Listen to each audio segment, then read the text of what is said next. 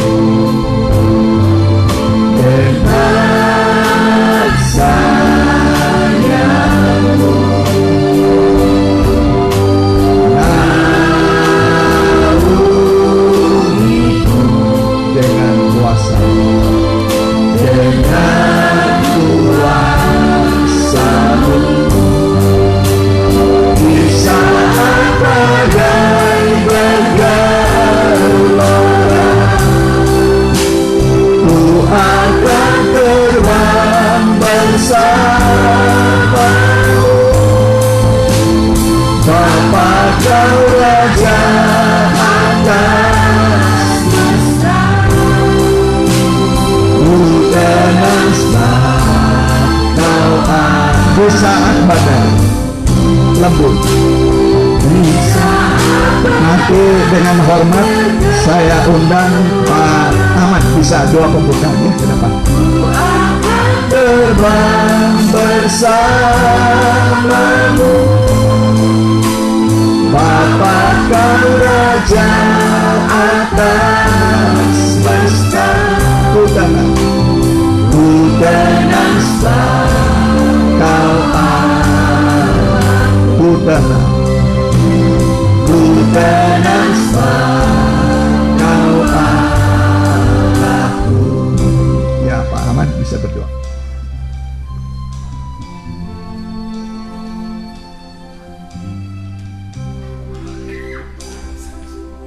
Ya, kasih banyak. Mari kita berdoa. Bapa Surgawi, Bapa yang kami sembah, Bapa yang kami kenal, Bapa yang kami agungkan, Bapa yang kami muliakan di dalam nama Tuhan Yesus. Kami bangga memiliki Allah seperti Engkau, Tuhan Allah yang luar biasa.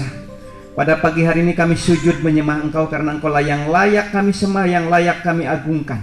Tidak ada Allah lain di hadapan kami selain nama Yesus Kristus yang pernah turun dari surga ke buka bumi ini, menyelamatkan kami dari dosa, membebaskan kami dari kutuk, dan Engkau sudah menyelamatkan kami, Tuhan. Amin. Terima kasih, kami bersyukur pada pagi hari ini, Tuhan. Kami ada di tempat ini, semuanya ini karena anugerah-Mu, karena kekuatan-Mu yang luar biasa, Tuhan, bukan kebetulan.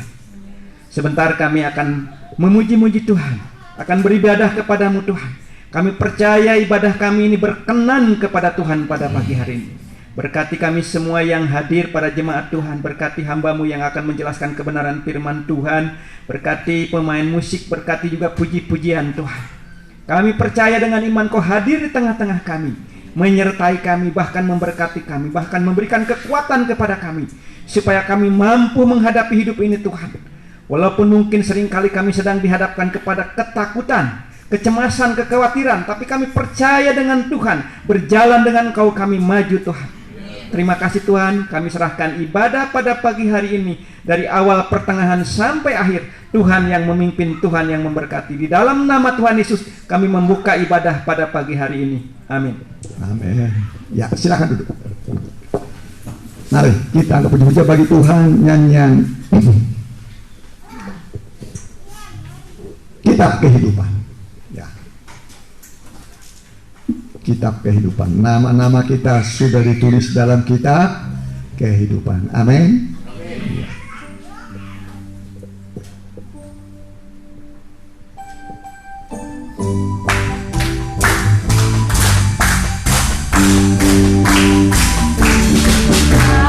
Akan ada saat menjadikan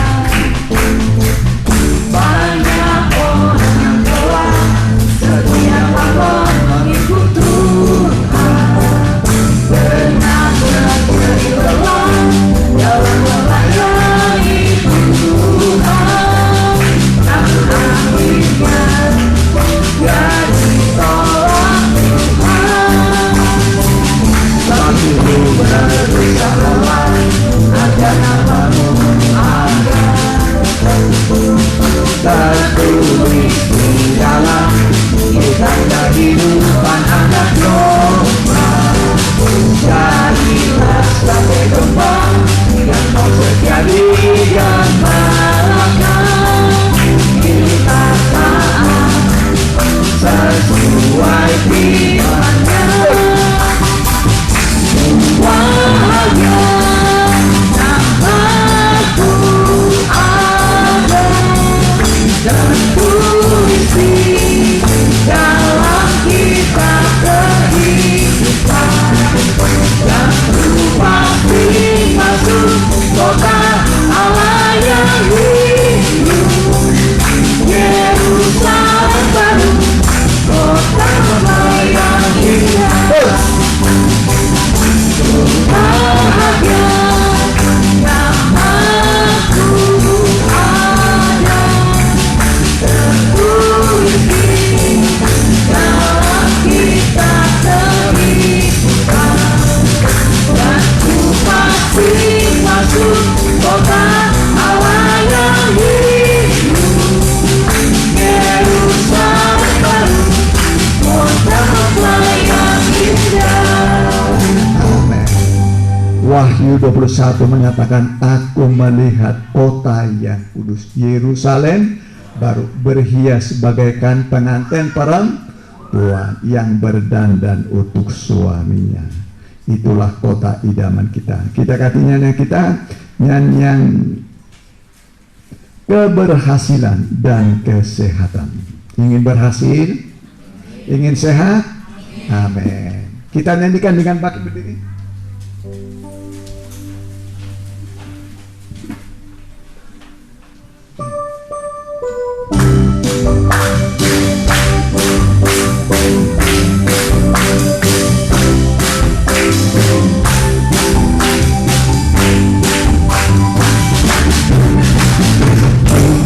Selalu dekat, panjang pada Tuhan, bergaul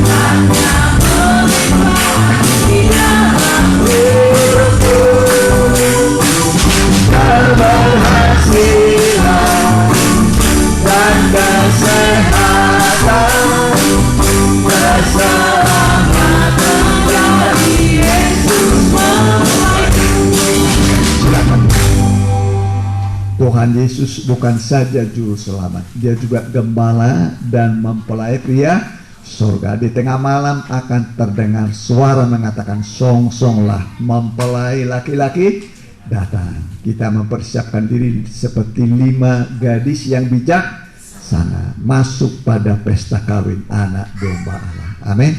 Dan kita akan tinggal bersama dia selama-lamanya. Dia pergi ke surga menyiapkan rumah bagi kita. Amin. Dia berkata, aku pergi ke sana menyiapkan rumah bagimu. Kalau biasanya mau nikah, perempuan menyiapkan rumah atau laki-laki ya? Hah? Laki? Laki. Ya kan begitu kan, Tuhan Yesus juga begitu ke surga menyiapkan rumah bagi kita. Nanti kalau sudah beres semua, kita siap, baru dibawa kita ke sana. Amin. Air mata dihapus, duka cita pun tidak ada lagi. Kita akan nyanyikan nyanyian terakhir, nyanyian ya, oh tunjuk jalan. Bisa? Kalau nggak bisa, kasih dari surga saja, belum pada tahu mungkin. Kasih dari surga, udah hafal ya? Kasih dari surga, pada hafal? Ya, udah, ya. Kasih dari surga.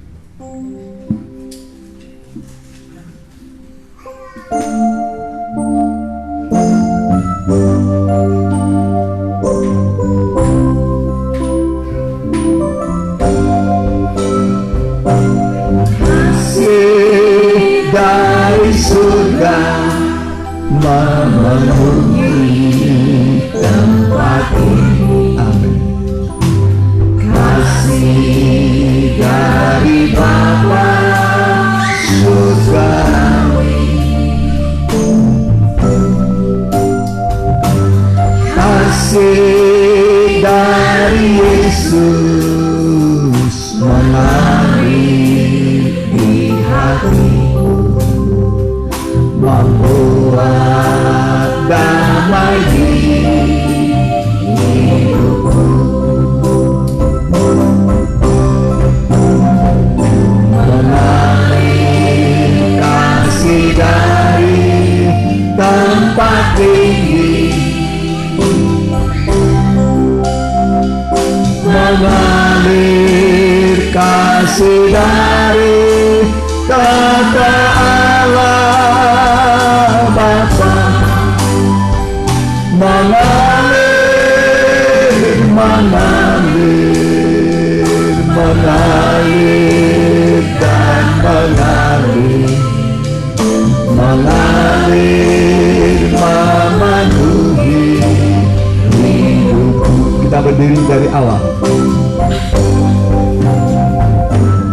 Kasih dari surga memenuhi tempat ini, kasih dari Bapa surgawi,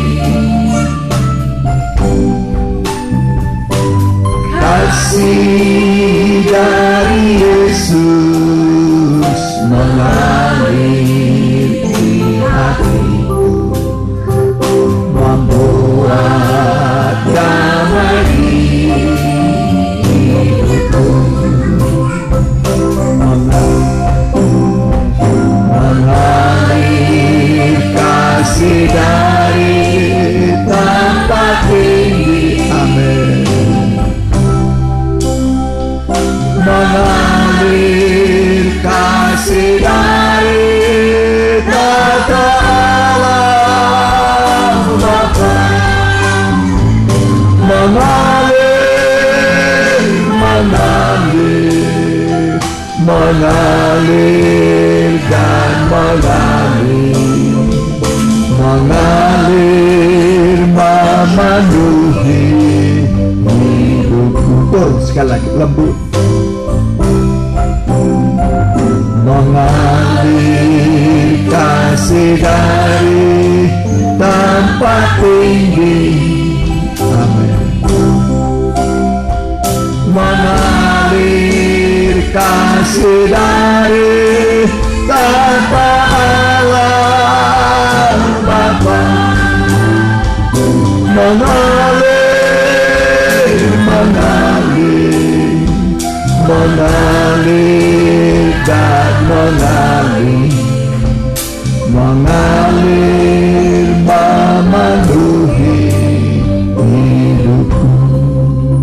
kita tundukkan kepala, kita mau berdoa.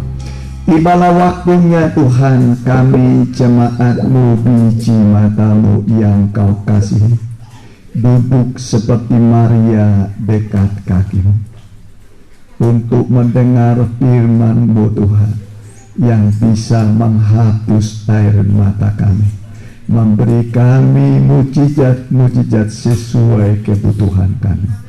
Sebab kalau Allah berfirman, semua jadi. Kalau Allah memberi perintah, semua ada. Firman Allah tidak pernah gagal, selalu berhasil menolong kami, memberkati kami, memulihkan kami, memberi kepada kami perlindungan, damai, sejahtera, dan sampai kami nanti berjumpa dengan Engkau di awan-awan permai. Urapi hamba-Mu, bukakanlah firman-Mu, biarlah kami menikmati sajian surgawi yang memberi kepada kami kepuasan, dan segala sesuatu sudah Tuhan siapkan bagi kami. Dalam nama Tuhan Yesus. Haleluya. Amin. Ya, silakan dulu. Nanti saya serahkan pada Ipan.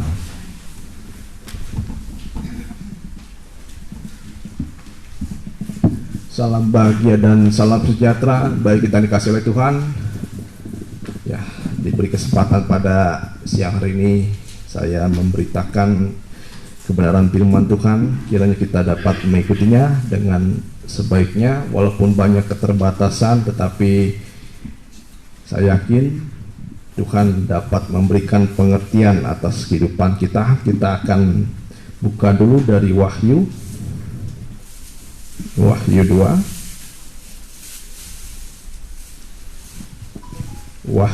2 ayat yang ketiga. Demikian firman Tuhan. Ya. Dan engkau tetap sabar dan menderita oleh karena namaku. Ya. Dan engkau tidak mengenal lelah. Ya. Terus. Namun demikian aku mencela engkau, Ya. karena engkau telah meninggalkan kasih-Mu yang semula. Ya. Terus. Sebab itu ingatlah betapa dalamnya engkau telah jatuh. Ya. Bertobatlah dan lakukanlah lagi apa yang semula engkau lakukan. Ya. Jika tidak demikian, aku akan datang kepadamu dan aku akan mengambil kaki dianmu dari tempatnya, jikalau engkau tidak bertobat. Ya, kita akan melihat bagaimana jemaat. Kalau kita lihat di judulnya adalah jemaat di Efesus. Inilah salah satu sidang jemaat, ya, 7 sidang jemaat di Asia Kecil, yang adalah gambaran kita sebagai bangsa kafir diwakili oleh 7 sidang jemaat di Asia Kecil. Ini memang ada sejak zaman gereja awal, tetapi ini juga menunjuk pada sikap atau sifat dari gereja pada zaman akhir. Jadi memang zaman akhir ini kita lihat di sini ada jemaat Efesus. Efesus ini adalah jemaat, kalau kita lihat, tanpa cacat celah. Ya, kalau lihat jemaat Efesus ini, kalau lihat dari awal sampai akhir, dari awal kita melihat bahwa jemaat ini sangat bekerja keras untuk Tuhan, sangat bekerja keras untuk Tuhan. Dilihat banyak sekali kebaikan di dalam jemaat Efesus, tetapi Tuhan mencelah mereka karena mereka meninggalkan kasih semula, kasih mula-mula. Kasihnya sudah menjadi dingin di hadapan Tuhan. Nah, jadi ini yang terjadi pada zaman akhir, menunjuk juga pada zaman akhir. Nanti digambarkan jemaat Tuhan itu dalam masa-masa yang dingin secara rohani. Ya, memang di sini kita lihat banyak sekali orang-orang yang berkobar-kobar, tapi dilihat dari hatinya jemaat Efesus ini banyak kekurangan, terutama dalam hatinya tidak memiliki kasih mula-mula. Nah, kasih mula-mula banyak digambarkan kepada seorang itu ketika mereka mengenal Tuhan, begitu berkobar-kobar. Ya, di sini kita bisa pernah merasakan kasih mula-mula atau sedang merasakan kasih mula-mula. Nah, kita pertahankan kasih mula-mula itu supaya tetap berkobar-kobar saat kedatangan Tuhan Yesus yang kedua kali. Tetapi banyak sekali kita akan melihat kasih itu semakin dingin. Kasih itu semakin dingin kepada Tuhan. Ya. Kita akan melihat mengapa banyak orang kasihnya semakin dingin terhadap Tuhan. Ya. Saya akan bawa dulu kepada satu perintah Tuhan di Matius 18 ayat 21 sampai yang ke-22. Jadi mengapa sih banyak sekali kasih menjadi dingin? Ya, Matius 18 ayat yang ke-21. Demikian firman Tuhan. Ya. Kemudian datanglah Petrus dan berkata kepada Yesus, Ya. Tuhan, sampai berapa kali aku harus mengampuni saudaraku Ya. jika ia berbuat dosa terhadap aku? Ya. Sampai 7 kali. Yesus berkata kepadanya, bukan, aku berkata kepadamu, bukan sampai 7 kali, melainkan sampai 70 kali 7 kali. Ya, 70 kali 7 kali. Nah, kita akan bawa sekarang kepada pengampunan. Nah, di sini kalau kita melihat ada seorang bernama Petrus, dia datang kepada Tuhan. Tuhan, sampai berapa kali aku harus mengampuni saudaraku jika ia berbuat dosa terhadap aku? Sampai 7 kali? Ya, di sini siapa yang pernah merasakan ada seseorang yang pernah berbuat salah kepada dia? Ya, saya rasa semua orang pasti mengalami rasanya disakiti, rasanya dihianati, rasanya diberi suatu yang tidak adil dalam kehidupan kita sehingga kita tidak mau mengampuni. Ya, kalau boleh tanya ya saya, berapa kali manusia itu mampu mengampuni saudaranya? Berapa kali manusia itu mampu mengampuni saudaranya? 3 kali.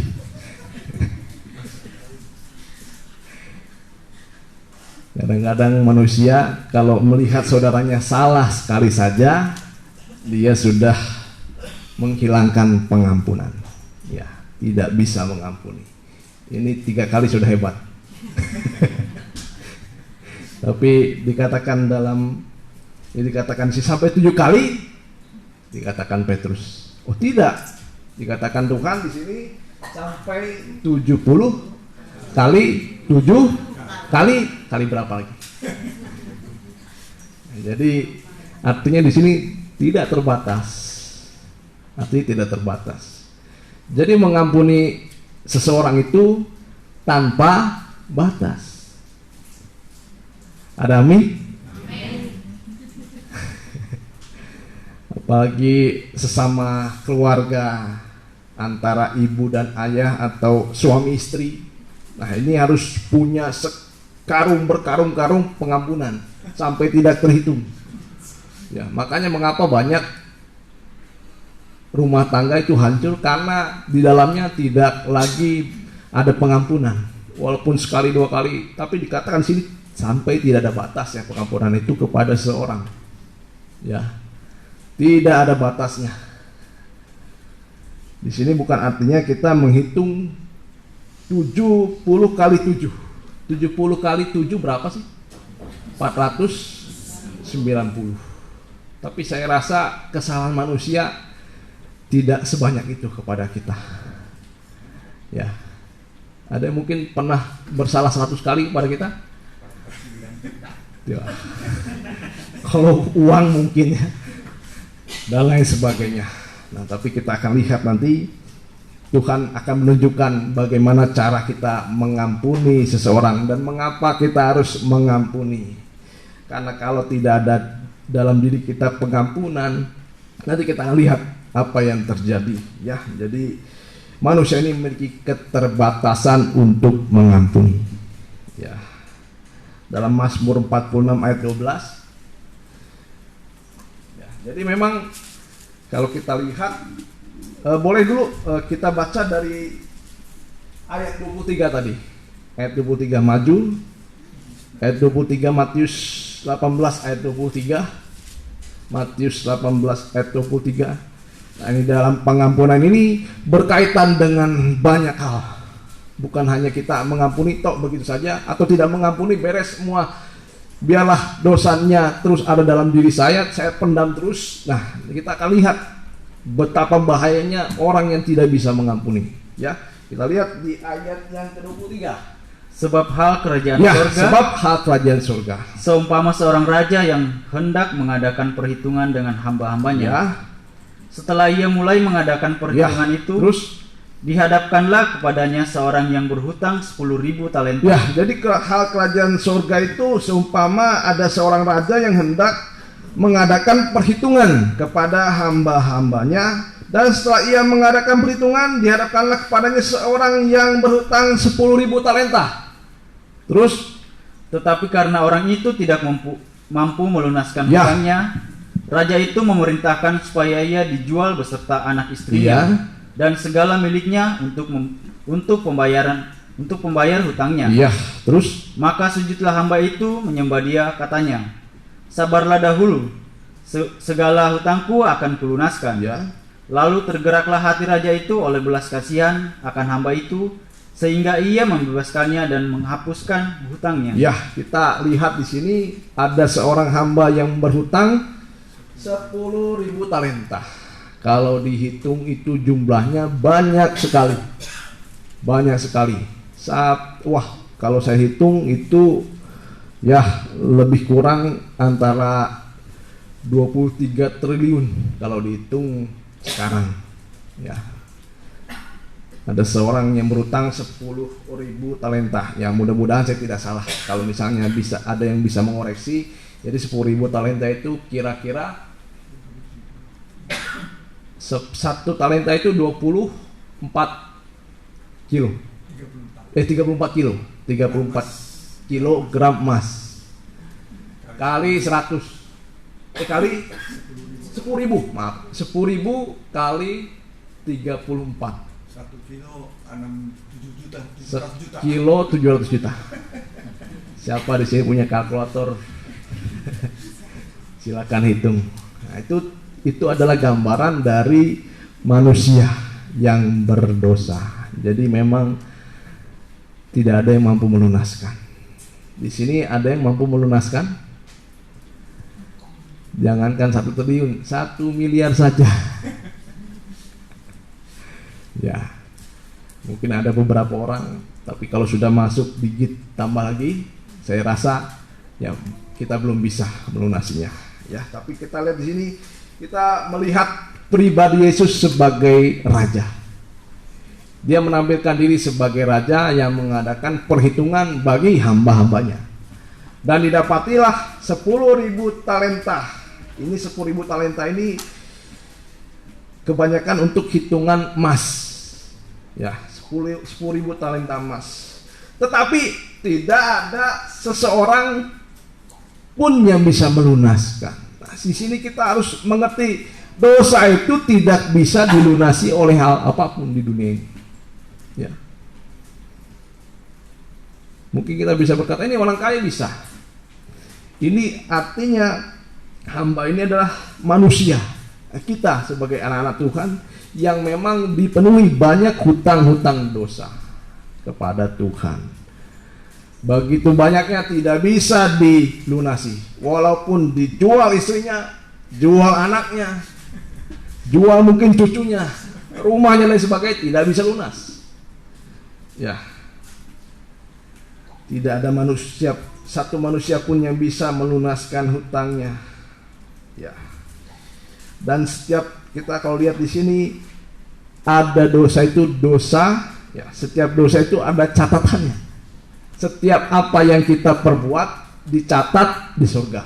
Baik itu yang buruk juga yang baik, ada catatannya. Ada catatannya. Nah, tapi kita lihat bagaimana cara menghapuskan segala hutang dosa kita. Di sini kita lihat bahwa seseorang tidak bisa menghapuskan hutangnya. Yang bisa menghapuskan hutang dosa itu kita lihat di ayat yang ke-27. Hanya ini saja. Ayat 27 kita lihat, hanya ini saja yang bisa menghapuskan hutang. Lalu tergeraklah hati Ya. raja itu oleh belas kasihan Ya. akan hamba itu, Iya, sehingga ia membebaskannya dan menghapuskan hutangnya. iya, ini gambaran semua umat manusia yang penuh dengan dosa. Tidak ada satupun mungkin dengan kebaikan kita tidak bisa menghapuskan dosa kita. Mungkin saya beribadah dengan rajin, tidak bisa menghapuskan dosa. Memberi sedekah dan lain sebagainya tidak bisa. Yang bisa menghapuskan dosa hanya belas kasihan. Hanya belas kasihan. Belas kasihan raja kepada kita. Nah, harus kita perhatikan baik-baik dalam kehidupan ini, ya. Hanya belas kasihan saja yang bisa menghapuskan segala hutang dosa. Nah, kita akan masuk sekarang tentang pertobatan, karena ini menyangkut dengan nanti pertobatan. Pengampunan ini sangat berkaitan dengan pertobatan. Jadi pengampunan dosa hanya didapat oleh belas kasihan. Kita mengenal Yesus sebagai imam besar. Apa sih gunanya imam besar? Imam besar itu pada zaman dahulu memercik darah setiap alat. Pemercikan darah ini artinya pendamaian. Jadi kalau datang ibadah, biasanya kita kalau datang ibadah supaya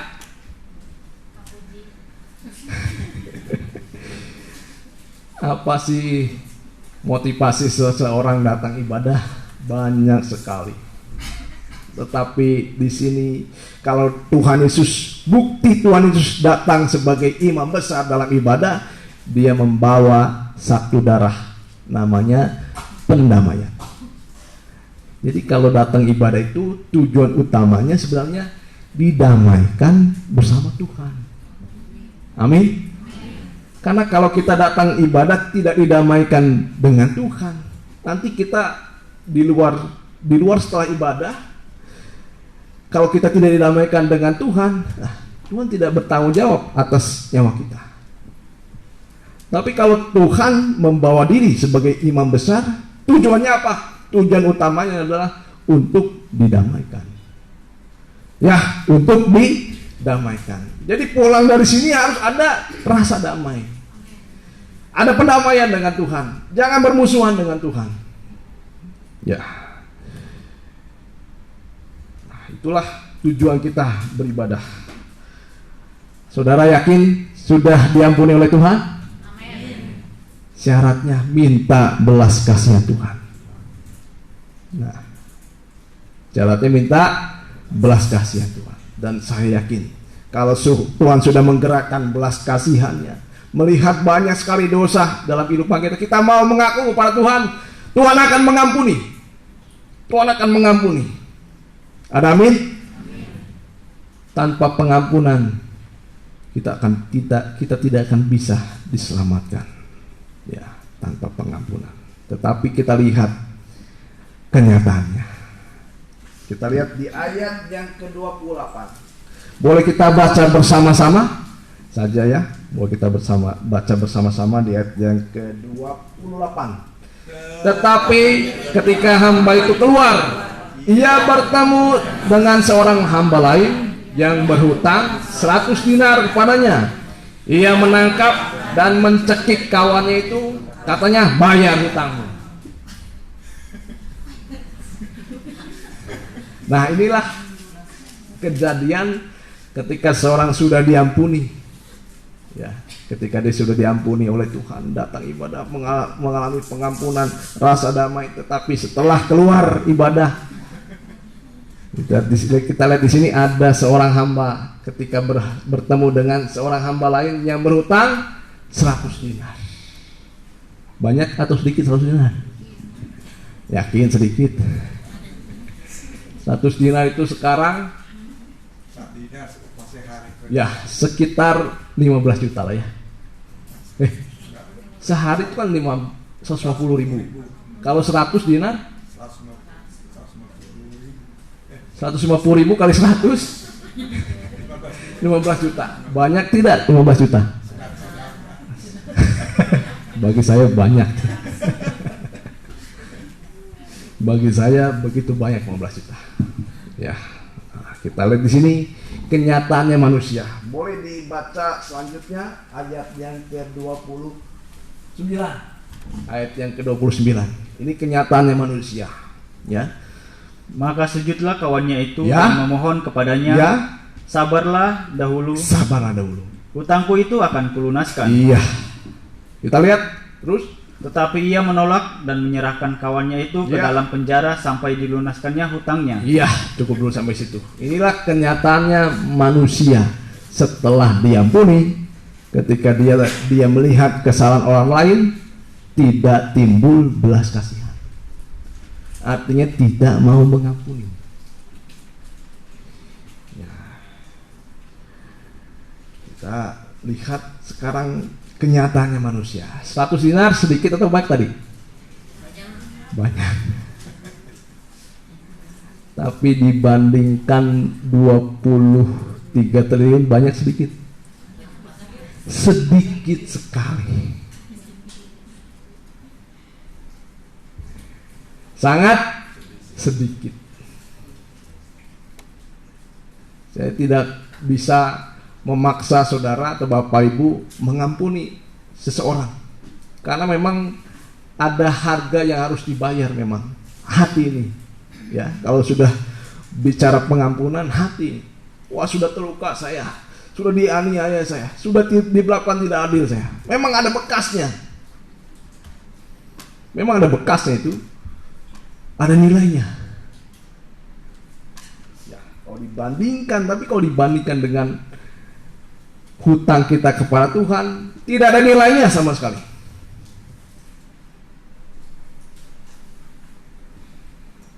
Ini orang sudah berlutut bersujud kepada hamba ini, sabarlah dahulu, hutangku akan kulunaskan. Tetapi ia menolak dan menyerahkan kawannya itu ke dalam penjara. Sudah ditolak, dijebloskan lagi dalam penjara. Begitu jahatnya manusia.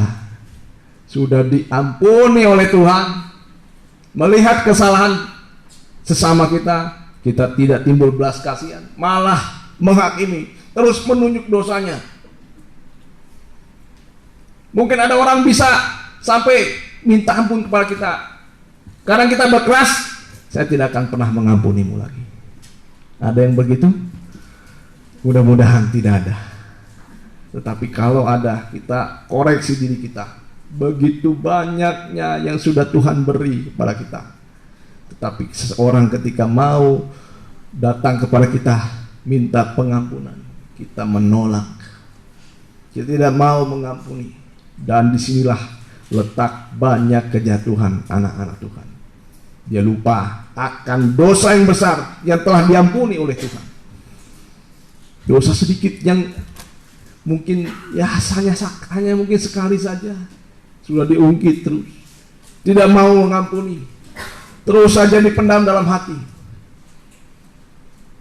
Ya, jadi di sini kita lihat ada dua kekuatan yang bekerja di dalam diri orang ini, terutama hamba yang jahat ini. Ya, kita melihat kekuatan pertama adalah kekuatan kasih karunia Tuhan yang besar. Inilah sebenarnya harusnya adalah cinta mula-mula dia kepada raja, karena sudah benar-benar diampuni oleh raja. Dan begitu besar, kita bisa berkata, oh begitu besar kasih-Mu Tuhan, sudah mengampuni dosa kita semuanya. Ya, mengapa kadang-kadang kita begitu saja setelah kita diampuni, berbuat lagi, diampuni, berbuat lagi, itu dosa. Ya, itu dosa. Tapi kita terus datang kepada Tuhan minta pengampunan. Tuhan pasti ampuni. Kalau sudah timbul belas kasihan Tuhan. Nah, di dalam diri orang ini bekerja yang pertama kekuatan kasih karunia Tuhan yang besar. Ya. Yang harusnya membawa dia kepada kasihnya kepada raja, atau kasih kita kepada Tuhan. Harusnya ketika kita diampuni, harusnya kita mengasihi Tuhan. Ya, semakin banyak hutang, semakin mengasihi Tuhan. Nah, inilah yang harusnya sebenarnya menimbulkan kasih mula-mula kepada Tuhan. Sudah diampuni.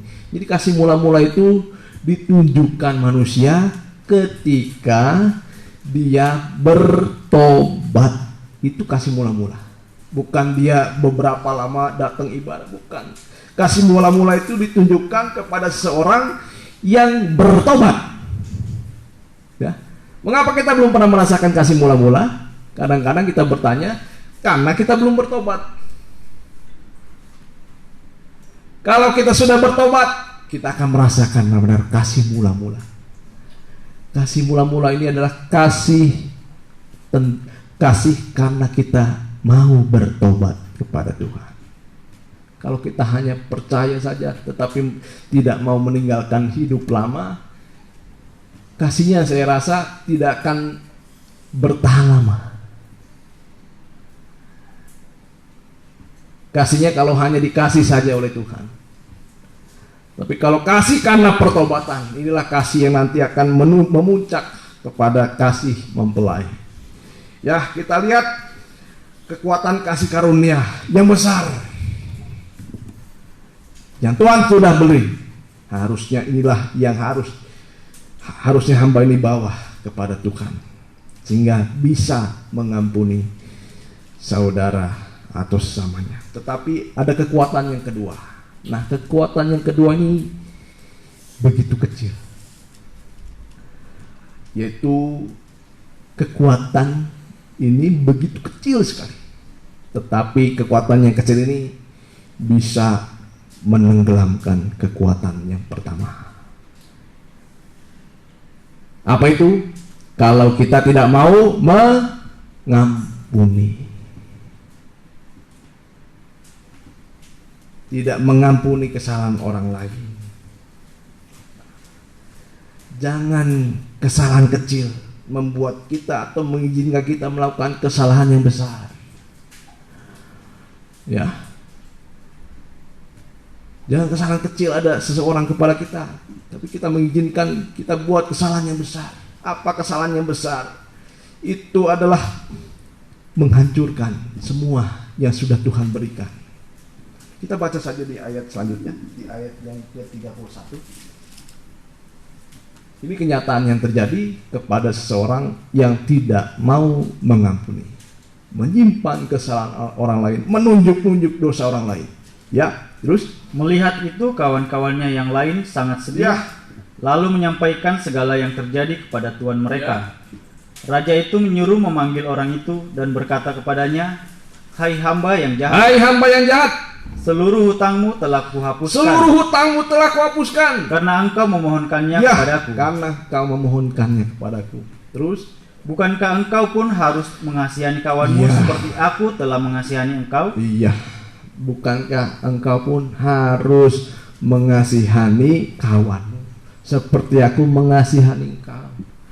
Terus, maka marahlah tuannya itu dan menyerahkannya kepada algojo sampai ia melunaskan seluruh hutangnya. Ya, artinya tidak bisa dibayar lagi hutang itu. Ya, karena belum di penjara saja orang ini tidak bisa melunaskan hutang, apalagi di dalam penjara. Ya, cukup dulu sampai situ. Boleh lanjut ayat yang terakhir. Maka Bapakku yang di surga akan berbuat demikian juga terhadap kamu. Apabila kamu masing-masing tidak mengampuni saudaramu dengan segenap hati. Iya, jadi kalau tanpa pengampunan tak ada pertobatan. Ya. Dan inilah yang terjadi kepada hamba ini ketika sudah memasukkan penjara hamba yang atau kawan yang lain ini.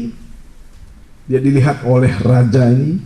Ketika raja melihat orang ini adalah hamba yang jahat, tidak mau mengampuni, mengasihani kawannya seperti yang telah Tuhan berikan kepadanya, maka marahlah Tuhan.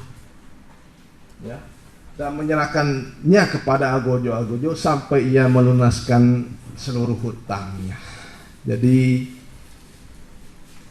kalau seorang sudah diampuni, sudah benar-benar dihapuskan segala hutangnya. Tetapi ketika seorang ini menuntut atau tidak mau mengampuni, hutang yang awal itu dihitung kembali. Dihitung kembali. Jadi jangan main-main tentang pengampunan ini.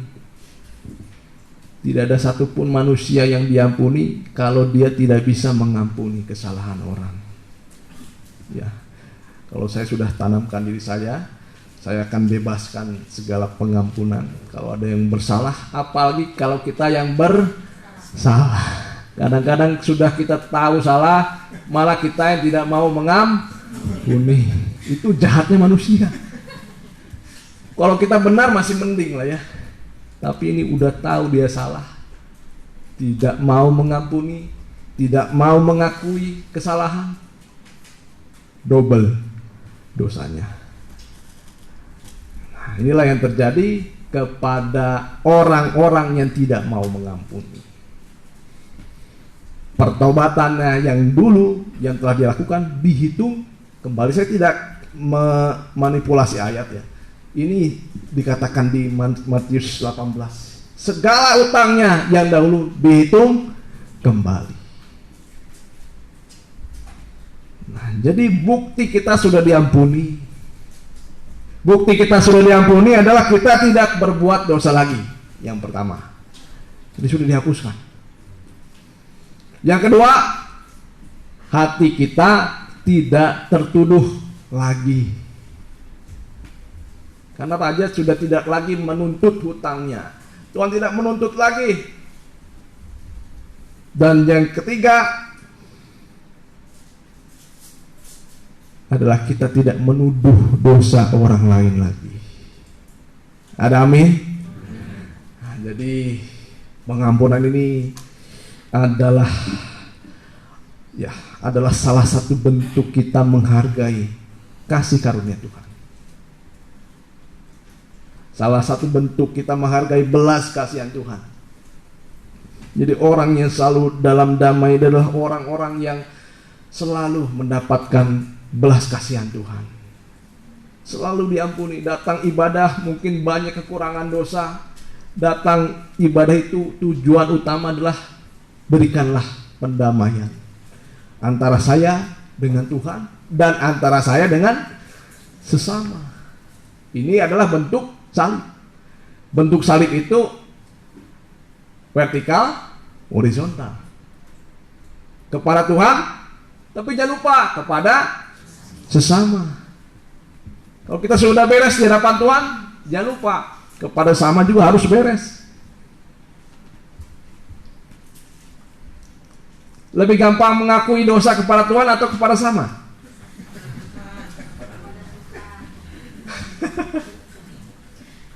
Lebih mudah mengaku dosa kepada Tuhan atau kepada sesama?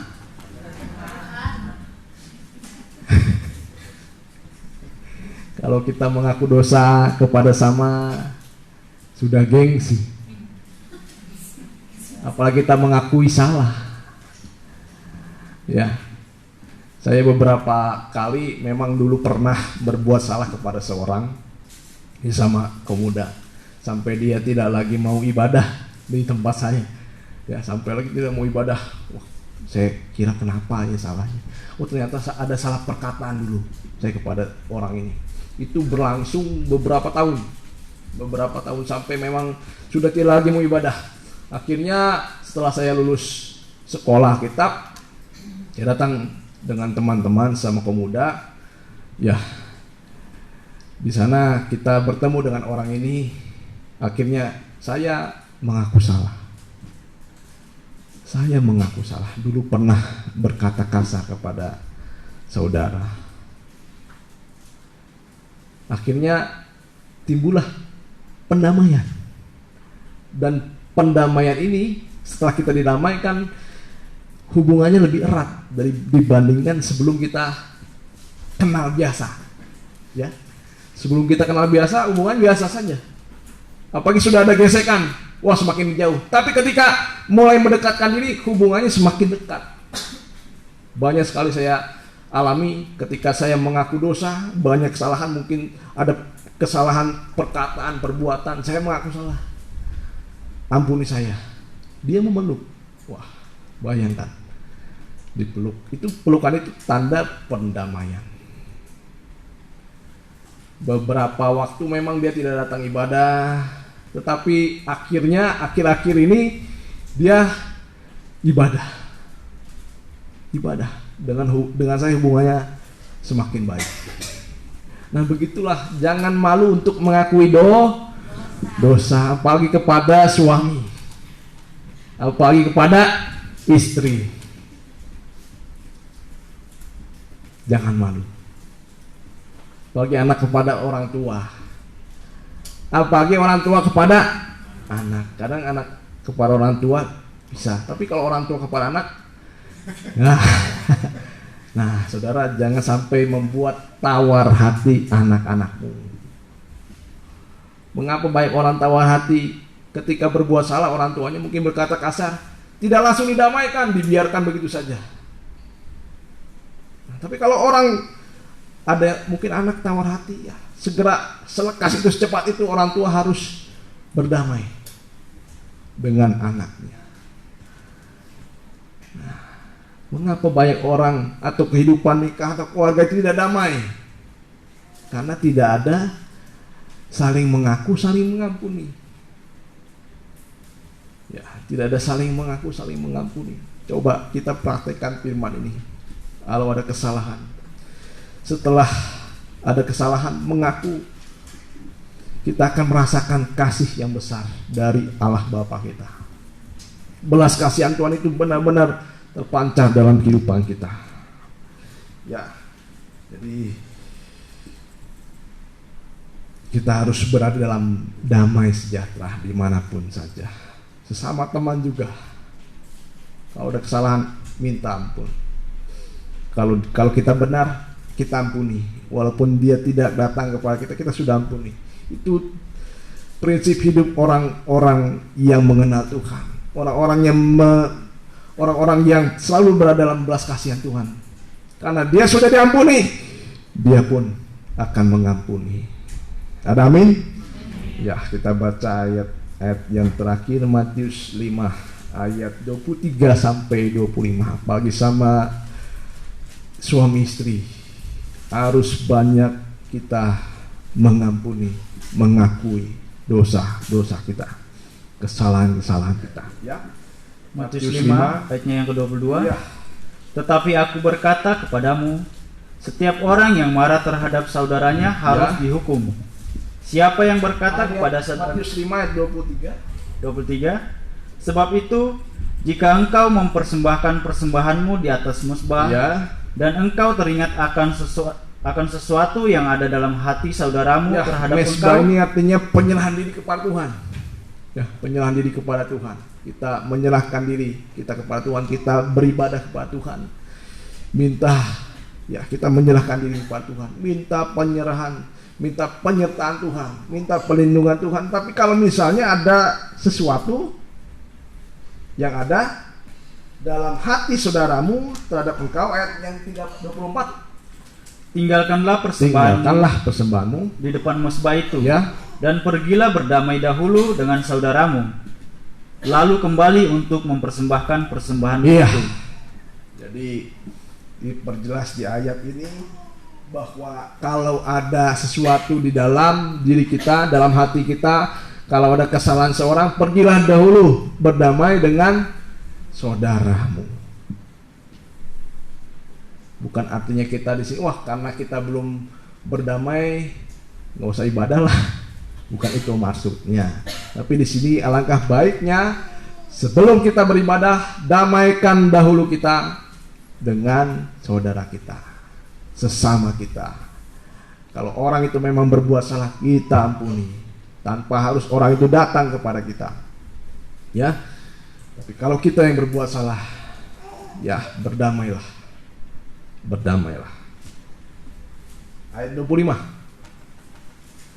segeralah berdamai dengan lawanmu selama engkau bersama-sama dengan dia di tengah jalan, supaya lawanmu itu jangan menyerahkan engkau kepada hakim, dan hakim itu menyerahkan engkau kepada pembantunya, dan engkau dilemparkan ke dalam penjara. Ya, terus Aku berkata kepadamu, sesungguhnya engkau tidak akan keluar dari sana sebelum engkau membayar hutangmu sampai lunas. iya.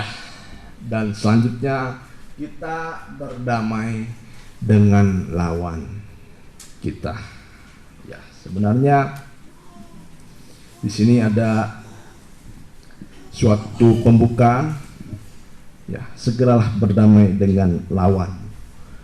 Sebenarnya siapa yang sering menjadi lawan kita? Siapa lawan kita? Iblis. Siapa lawan kita? Iblis. Kita harus berdamai dengan iblis? Lawan kita yang sering menjadi lawan kita. Yang sering menjadi lawan kita siapa? Yang sering menjadi lawan kita adalah Tuhan. Ya. Yang sering menjadi lawan kita bukan sebenarnya sesama manusia. Memang itu kadang-kadang kita bisa. Tapi yang sering kita lawan Tuhan. Mengapa seorang sering melawan Tuhan? Karena kita lihat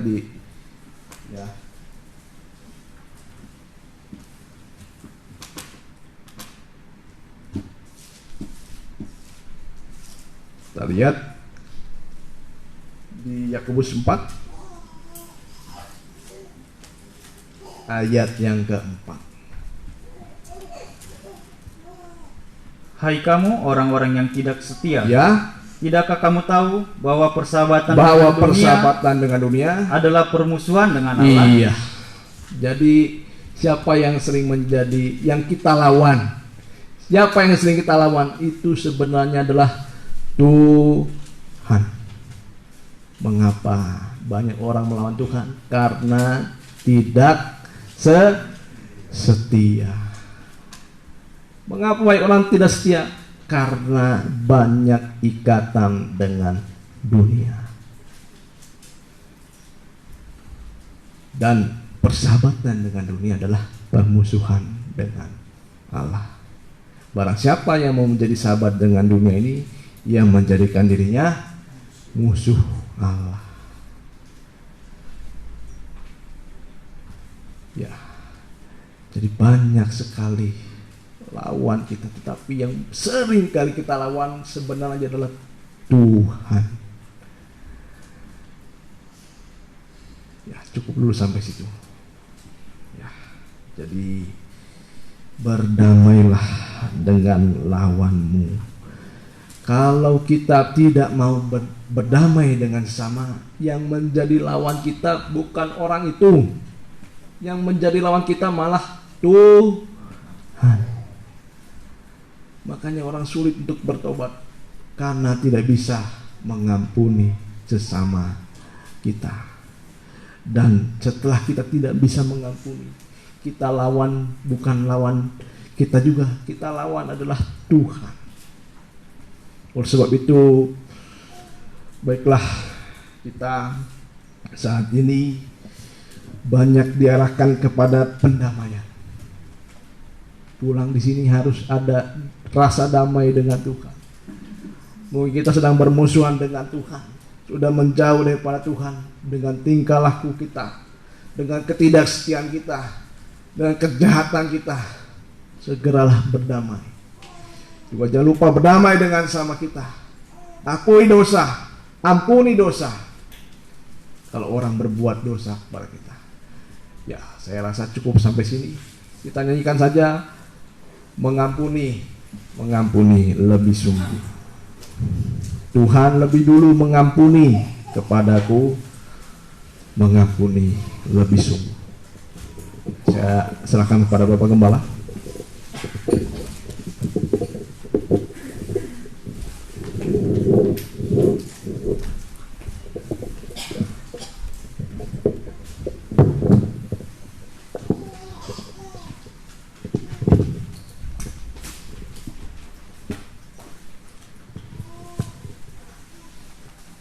mengampuni.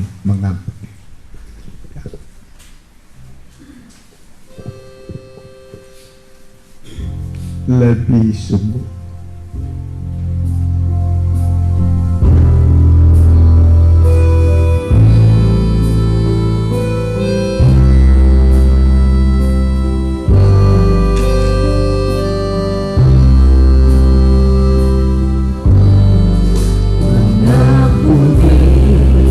Mengampuni lebih sungguh.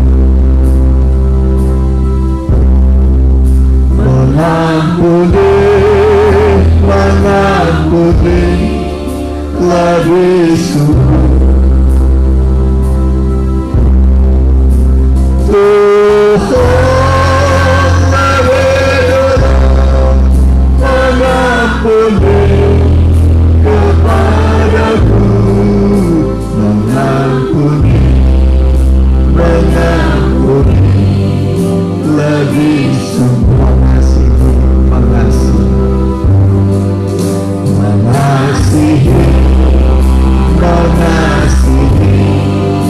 lebih sungguh.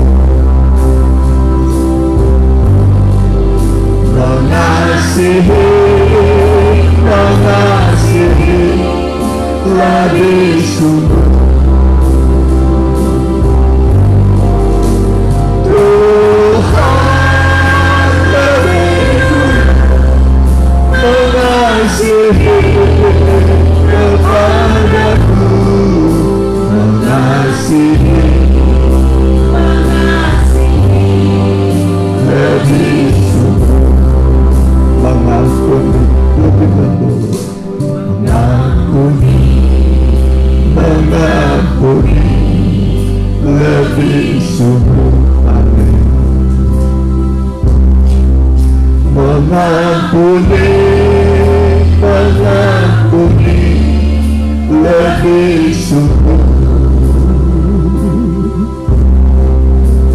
Tuhan lebih dulu mengampuni kepadaku. Mengampuni lebih. Suami istri saja mengasihi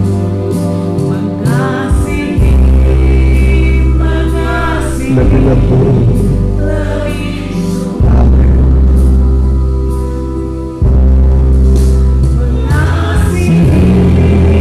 Mengasihi lebih sungguh.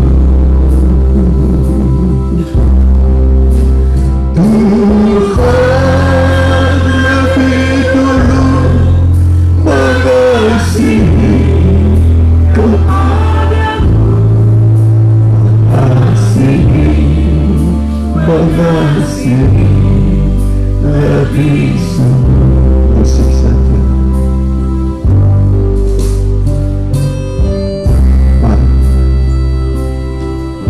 Masih ada waktu. Masih ada waktu untuk saling mengampuni. Damai itu indah. Tidak ada musuh itu sangat indah. Orang dunia saja berkata 1000 orang kawan itu terlalu sedikit. Tapi 1 orang musuh itu sudah terlalu banyak. Jangan ada seorang yang kita benci, kita musuhi. Kita belajar mengampuni, kita belajar mengasihi, supaya hati kita damai bersih seperti merpati. Itu sebabnya gereja Tuhan, tubuh Kristus, Sulamit disamakan seperti merpati. Merpati satu-satunya, tidak ada empedu yang baik dalam hati. Setiap anak Tuhan, tubuh Kristus, mempelainya Tuhan, tidak boleh ada akar baik. Hatinya bersih seperti merpati. Itulah ciri mempelai. Mari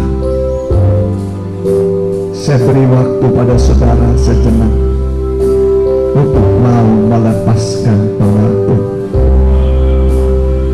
Mari doakan orang yang bersalah pada saudara. Dan jika saudara berbuat salah sama orang lain, datanglah minta maaf padanya, supaya hatimu damai, doamu tidak terhalang. Engkau berdoa didengar oleh Tuhan. Doamu berkuasa. Doa Bapa kami berkata, ampunilah kami seperti kami mengampuni orang yang bersalah kepada kami. Mari, setelah saudara mohon ampun dan mau mengampuni, mohon ampun kalau saudara berbuat salah dalam perkataan dan perbuatan, minta ampun kepada Tuhan. Dan ampuni juga salah orang lain. Bawa wajahnya, rupanya kepada Tuhan. Saya mengampuni Tuhan, mengampuni ini, mengampuni hati saya sekarang. Pulang saya bersih hati saya. Hati saya bersih seperti merpati, tidak ada akar pahit, tidak ada kepahitan. Roh Kudus akan menuntun hidup. Mari, setelah engkau minta ampun dan mengampuni, sekarang bawalah pergumulanmu kepada Tuhan. Kalau ada pergumulanmu dalam rumah tangga, masa muda, mengenai pekerjaan, usaha, rohanimu, anakmu, mantumu, cucumu, semua bawa pada Tuhan. Orang tuamu bawa kepada Tuhan. Tuhan mendengar doamu. Tuhan mengabulkan doamu karena kau berdoa untuk kebaikannya. Bawalah kepada Tuhan. Mari, yang mau didoakan, taruhkan tangan kirimu pada dadamu, angkat tangan kananmu. Hamba berdoa buat anak-anakmu yang hadir hari ini, di mana mereka mohon belas kasih kemurahan-Mu dan membawa pokok-pokok doa mereka, orang tua mereka, ibu mereka, bapak mereka, orang tua mereka, anak cucu mereka, keluarga mereka, saudara mereka yang mereka bawa dalam doa. Tolonglah Tuhan, hamba berdoa dalam nama Tuhan Yesus. Tuhan mendengar doamu. Turunlah damai sejahtera Allah, sukacita surgawi. Engkau pulang dengan damai, dengan sukacita surgawi. Allah akan bekerja untuk kebaikanmu di dalam nama Tuhan Yesus. Haleluya, haleluya, amin. Mari kita jalankan persembahan satu kali. Kita angkat puji-pujian bagi Tuhan. Kita nyanyikan nyanyian. Ya.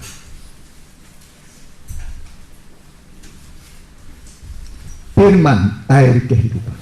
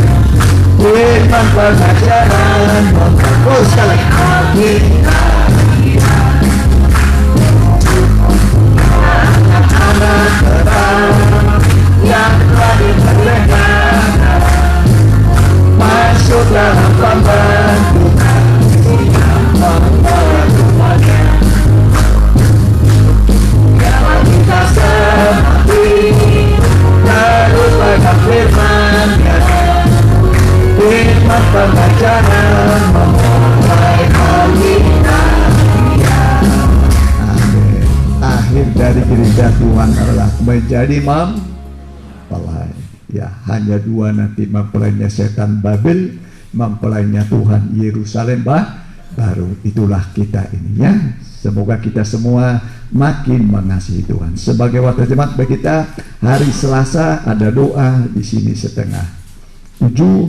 Hari Rabu pendalaman Alkitab di Cimindi jam 6.